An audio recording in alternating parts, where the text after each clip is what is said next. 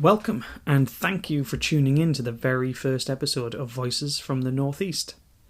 The aim of this podcast is to collect together the stories of the people who lived in the Northeast.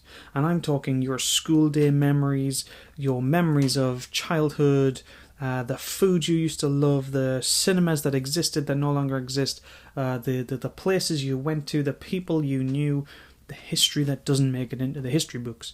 We are going to share it all in this podcast.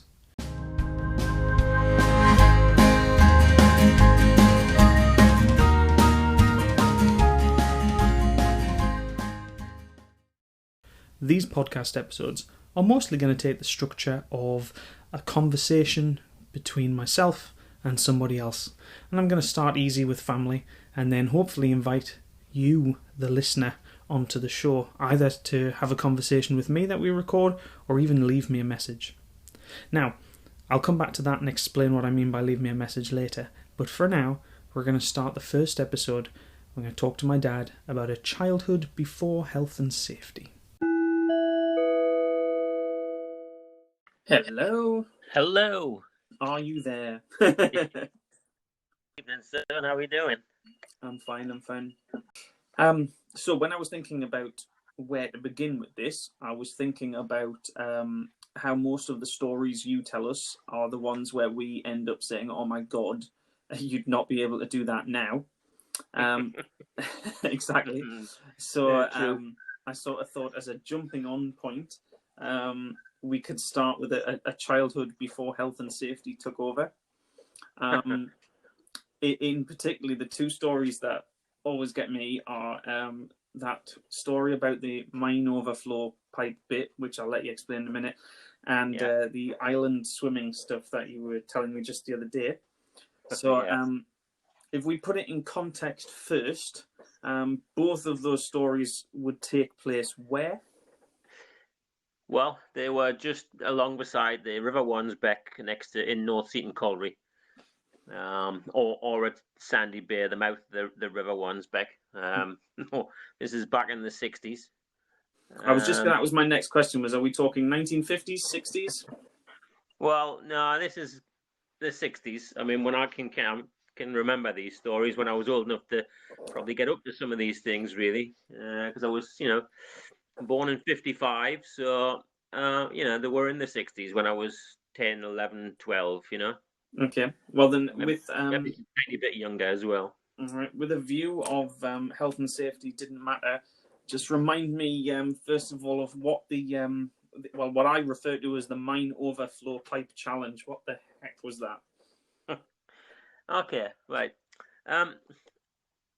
You need to talk about context. I think just for people who might not appreciate this, an old mining community was, for me, North Seaton Colliery and the surrounding area down to the Wansbeck and down towards the mouth of the Wansbeck, Sandy Bay, was for, well, certainly for young kids and certainly young lads, it was an adventure playground.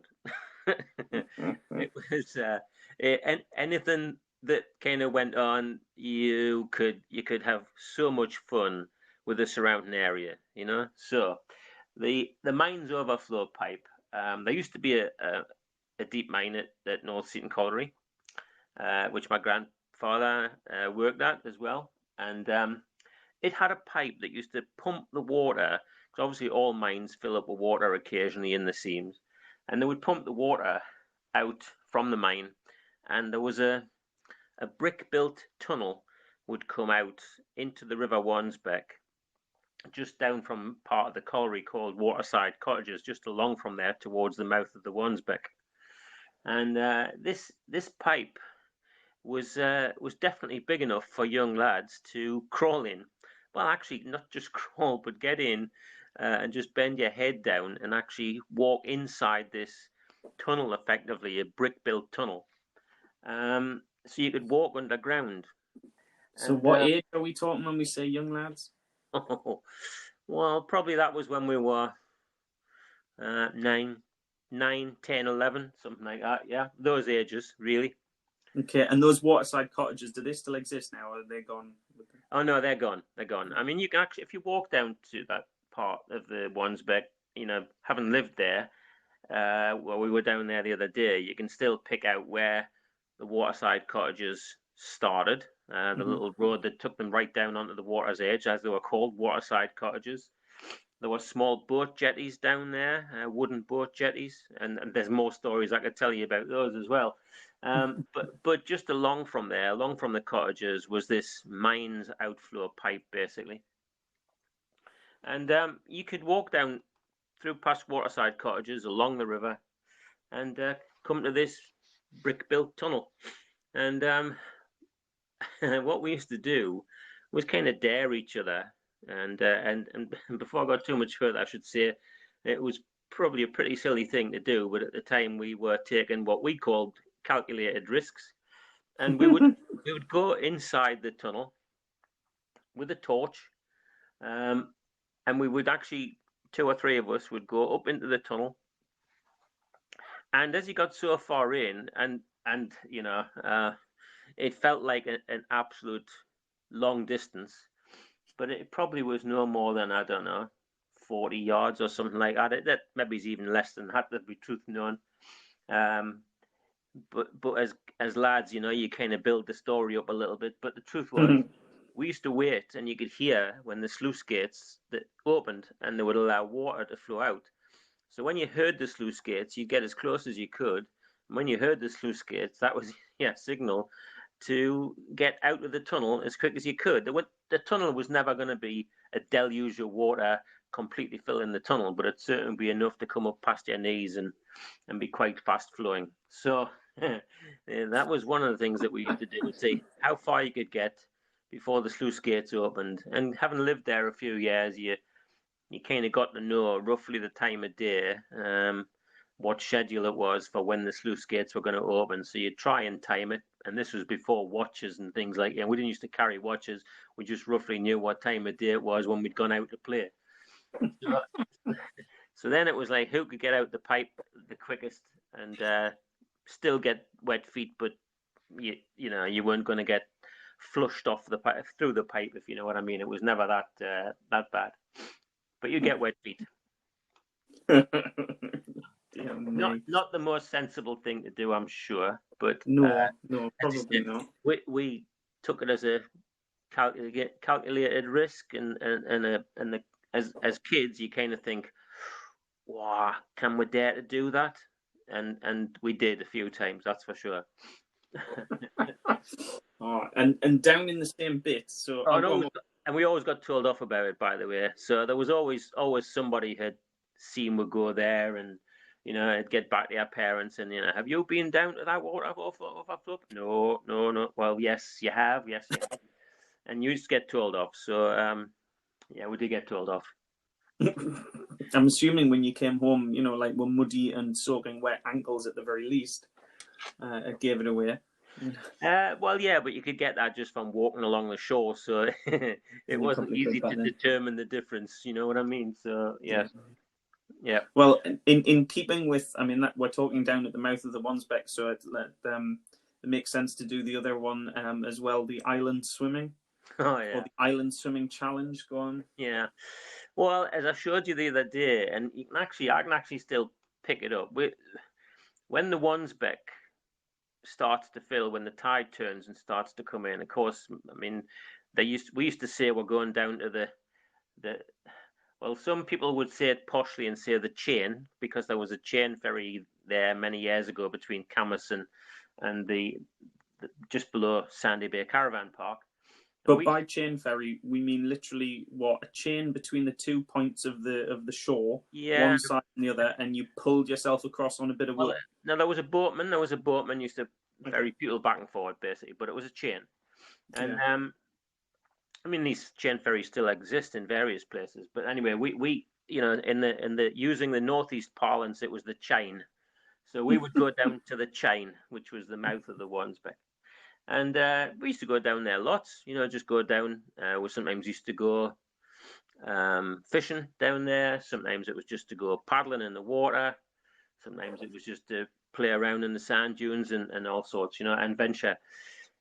But one of the things that we used to notice was when the tide turned and it started to come in, there was an island. a sandy island in the middle of the Wansbeck, in the middle of the little bay, the Sandy Bay, and the water would fill around and come in and flow both sides. So basically, this island in the middle, as I kind of was pointing out the other day, there would be a channel coming both sides, filling up, and most of those times we'd left our shoes and socks at the side of the bank, and we'd already gone onto this sandy island, and sometimes it was might have been fishing or whatever, other times just plodging around. And the challenge used to be to see who would stay on the sandy island long enough as the tide came in to see who would then be the last to get to shore where your shoes and socks were. And occasionally you couldn't just wade across the water. If you were staying there the longest, you ended up having to swim across the water to get back because you'd left it a bit too long, and the sandy island was almost gone by the time you decided to move. And again, that was another example where we all could swim, and we all decided who did it. I originally, I think I told you this story last year when we were talking about my friend Robert Jameson. We used to go there and dare each other who would stay the longest, and then you'd have to stay out longer for it to dry, or dry as much as you could before you went home, because your clothes would definitely be wet. And you could just say, "Oh, we've been plodging and we fell in the water," but that was definitely one of the other challenges that we did at the in the Wansbeck River. So, and I mean, the Wansbeck, it's not, I mean, at that point as well, it's not exactly narrow. That's a wide point of the river. I mean, was it wider or narrower back then? It probably was a little narrower back then. I mean, I think when they put the weir in years later, the weir that you see below the bridge changes the flow a bit of the river entrance. So, I can always remember more sand dunes down that area coming out a little bit more, but they've been eroded away over the years. So it was probably narrower, but you still were talking, I don't know, 20, 30 yards you would have to wade from the island if you stayed the longest to get to another piece of sandy beach, basically. And then and as well, I mean, this is like right at the mouth of the river, so this is as it opens out into the North Sea. It's not far from, like, having looked at it just 2 days ago. It really is. It's the last bit of the river, isn't it? It's the mouth. Yeah, it's before the very narrow channel that was where the chain ferry was. So I mean, that narrow channel that you see now is pretty much as it was when we were kids. I'm just thinking from the safety point of view, currents, I mean, the safest activity to do on an afternoon, is it? At the time, the current was that it was flowing into the river as opposed to out of the river. So we argued that was safer, didn't we? Well, I guess in our mind it was a case of, it was going to wash away in the river rather than out. So we were kind of swimming with it coming in as opposed to swimming with it going out. We certainly wouldn't have been trying it that way, that's for sure. That was always a more dangerous point. So people would laugh and say the good old days, but those. It probably wasn't altogether safe.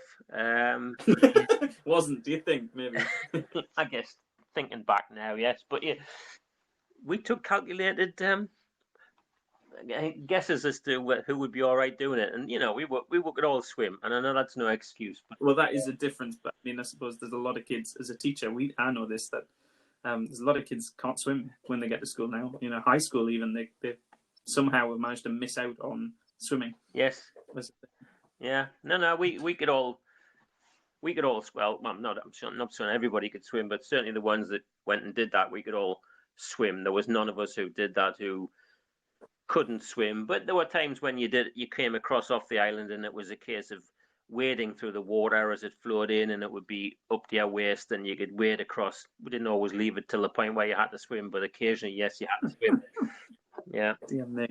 Right. Well, I did say just those two stories, but I text messaged little brother whilst I was doing this, and his first response to health and safety stories was, get Dad to tell you about breaking his arm on the same wall twice.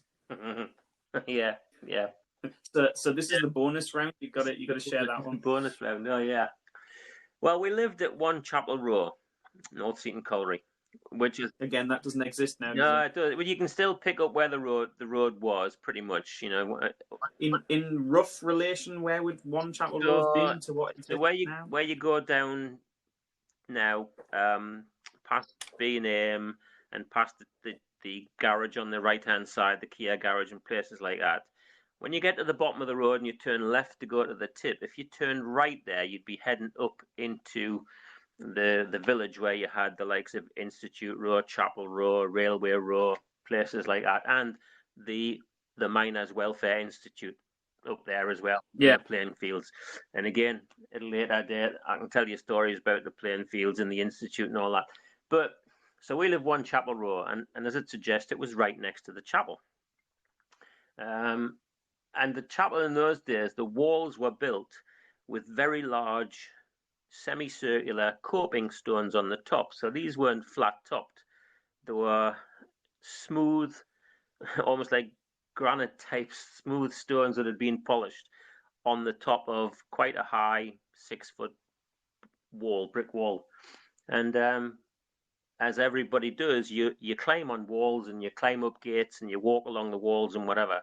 And I managed to do that twice and fall off twice and broke one arm once, and that arm got fixed. And then lo and behold, did it probably about a year later and fell and broke the other arm. So I didn't learn from my first mistake, but it was it was good fun to climb on the walls and see how far you could get. And other times you just crawl along the walls, but you're still going to fall 6 foot off the wall. And did you always keep your cast on? Yeah, you've heard this one before. I can't remember. I think that might be what brother was meaning. I can't remember whether it was the first one or possibly the second time I broke. I think it was the second time.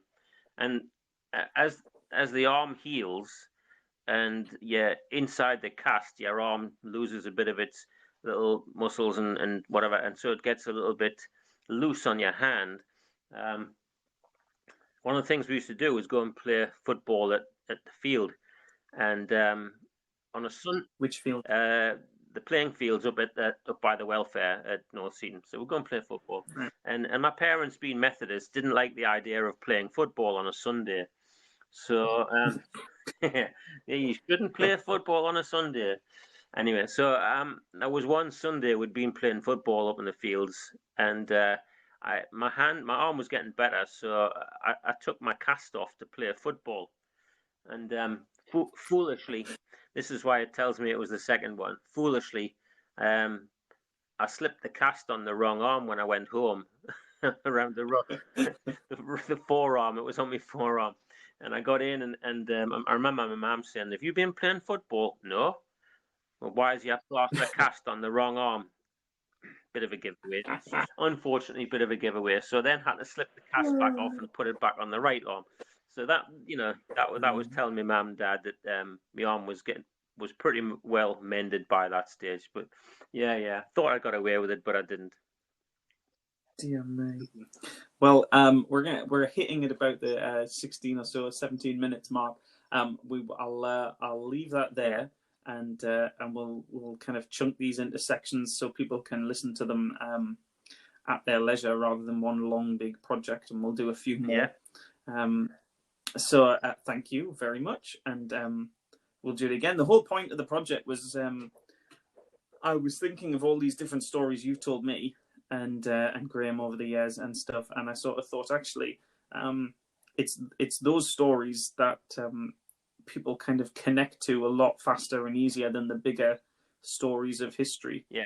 And there's Facebook pages and lots of photographs shared on there recently that I sort of thought actually it's the tiny little stories that people instantly share underneath those photos on Facebook that you kind of think, I want to know more detail about that. So longer term, the aim of this would be to allow people to email me, and I'll do the same thing I'm doing right now of they'll get a link, and that will then allow me to ask them their stories, and they can tell me their stories, and then we can put them on the internet here, and everybody in the area, and then lots of people that lived here in Asherton and North Seaton and Northumberland in general don't live here anymore. They live all around the world, as we keep seeing on the Facebook pages. Yeah. So I think there's probably quite a lot of people all over that, thanks to the power of the internet like this, can connect and, share a story over a few minutes that other people can kind of listen to. I think it's a good way of saving what I would call, I guess like personal history and real history, rather than just the big brush strokes of history. Yeah. So thank you very much for helping me get it started, Dad.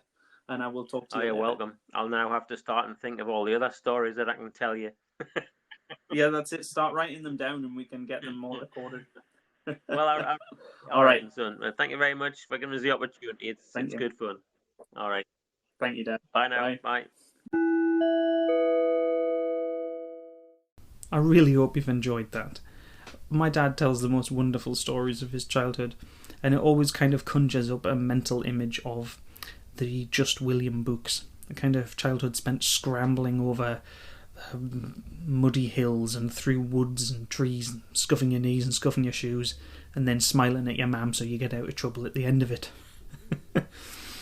I said at the beginning that this podcast is going to take the form of interviews with people and messages. And what I mean by messages is that there is a brilliant feature on our website.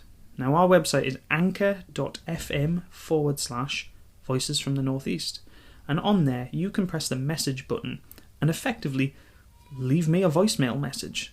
Share a story that you've told your family 100 times, but they always enjoy hearing.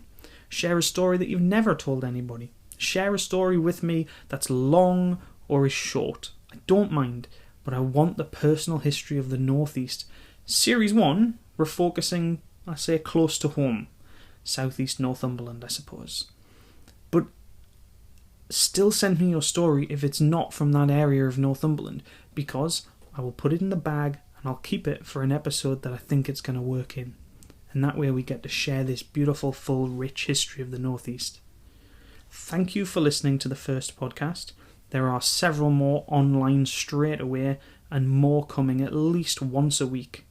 It's a pretty good lockdown project for me at the moment. Do enjoy them. Stay safe. Stay well.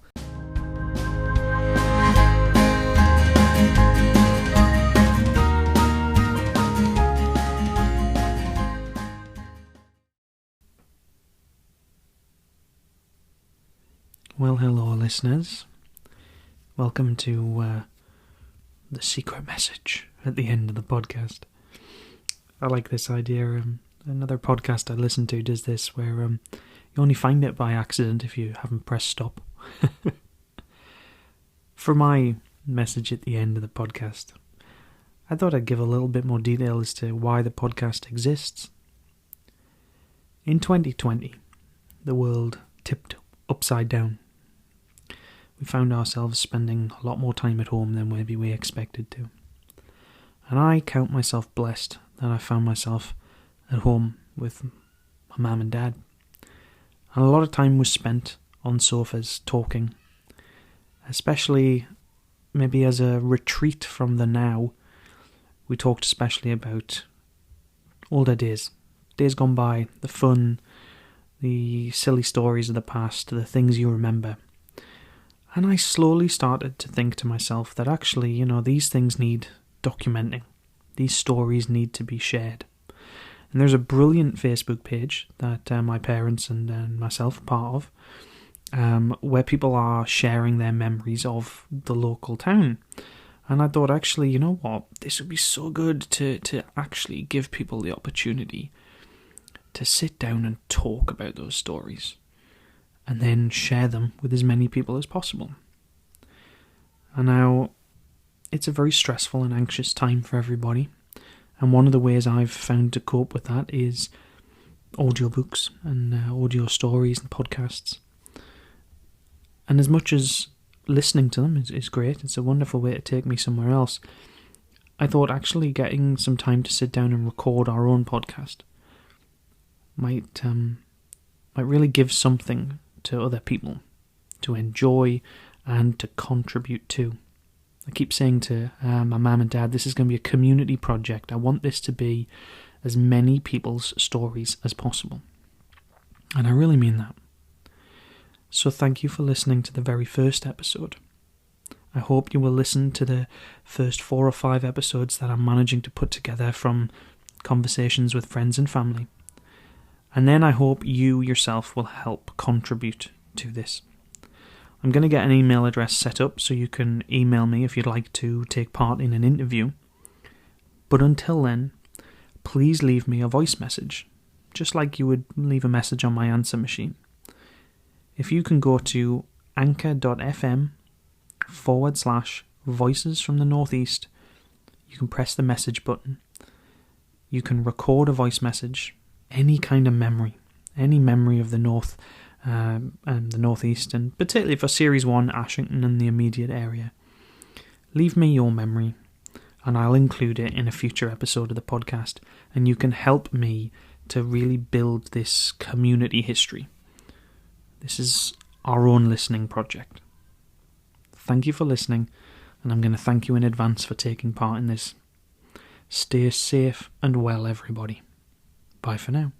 Welcome to episode 6 of Voices from the Northeast.